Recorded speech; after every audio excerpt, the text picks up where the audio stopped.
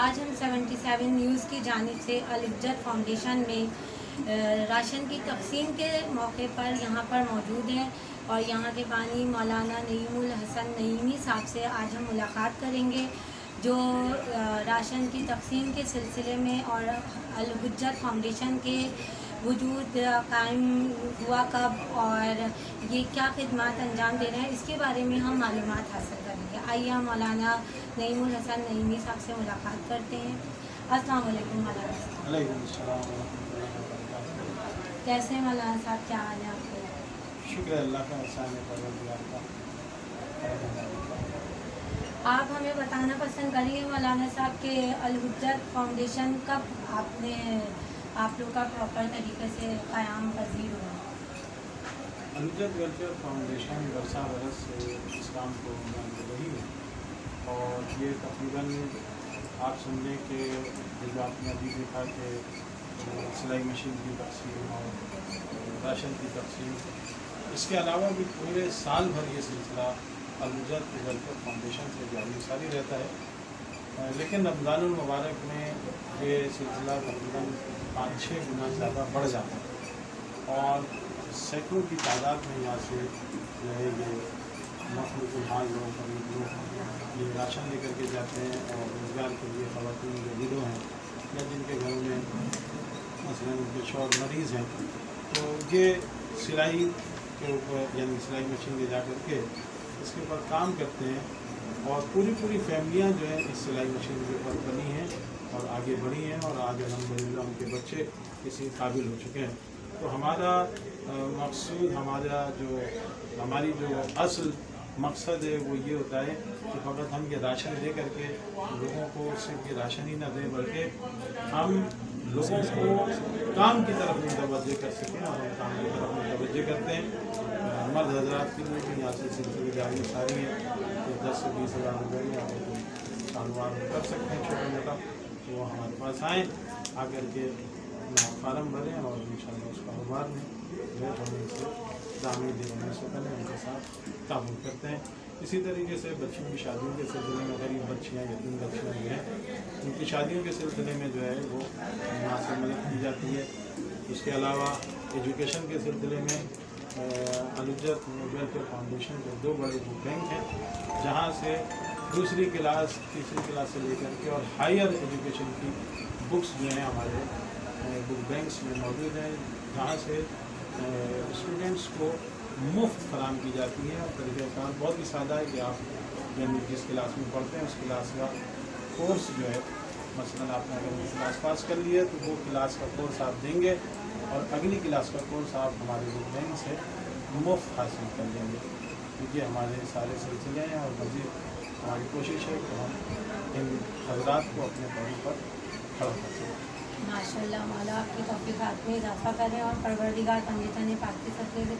اچھا مولانا صاحب, مجھے پتہ چلا تھا کہ بقرعید کے موقع پر, عید الاضحیٰ کے موقع پہ بھی جو ہے وہ آپ لوگ گوشت کی تقسیم کے سلسلے میں کچھ خدمات انجام دیتے ہیں, اس کے بارے میں آپ بتائیں گے کچھ؟ جی ہاں, ابھی یہ ذیلحج کا مہینہ آ رہا ہے. الحمدللہ الحجت ویلفیئر فاؤنڈیشن کا یہ جو پروجیکٹ ہے قربانی پروجیکٹ, اس میں ماشاءاللہ سے ایک کثیر تعداد میں مستحق افراد کے اندر گوشت کی تقسیم کی جاتی ہے جو کہ تقریباً دن کے 2 بجے سے شروع ہوتی ہے اور شام 6 بجے تک ساری و ساری ہے. اچھا مولانا صاحب, مزید آگے آپ اپنے فاؤنڈیشن کو ترقی دینے کے لیے مزید آپ کیا عزائم, کیا ارادے رکھتے ہیں؟ دیکھیے, ہمارے تو بہت اچھے عزائم اور ارادے تھے اور ہیں, اور ہمارا تو اگر آپ ہم سے پوچھیں تو ہمارا تو دل یہ چاہتا ہے کہ ہم ایک کم از کم کراچی میں اتنا بڑا ہاسپٹل قائم کر دیں جیسے آغا خان وغیرہ, لیکن کیا کریں کہ ہمارے پاس اتنے وسائل نہیں ہیں. اور اسی طریقے سے ایجوکیشن میں بھی ہم چاہتے ہیں کہ ہم جو ہے جو متوسط طبقے کے لوگ ہیں ان کے لیے ایجوکیشن کے نظام کو ہم آسان کرتے ہیں. اور اس وقت ایجوکیشن کا جو سلسلہ ہے لوگوں کے لیے, اچھے لوگوں کے لیے بڑے مسئلے مسائل بنتے چلے جا رہے ہیں. تو ہماری تو خواہش ہے کہ اللہ ہمیں اس قابل کر دے کہ ہم بڑا اسکول قائم کریں, بڑا ہاسپٹل قائم کریں. تو اب دیکھیں کہ اللہ تعالیٰ اس کی بارگاہ میں کسی شے کی کمی نہیں ہے. اگر اللہ نے ہمیں دیا تو انشاءاللہ یہ کام ضرور کریں گے. جس طرح ہم نے 2 بڑے بک بینک قائم کیے ہیں, انشاءاللہ اسی طریقے سے ہم हॉस्पिटल भी कायम करेंगे और इंशाल्लाह इसी तरीके से हम जो है वो स्कूल वगैरह भी कायम करने का इरादा रखते हैं।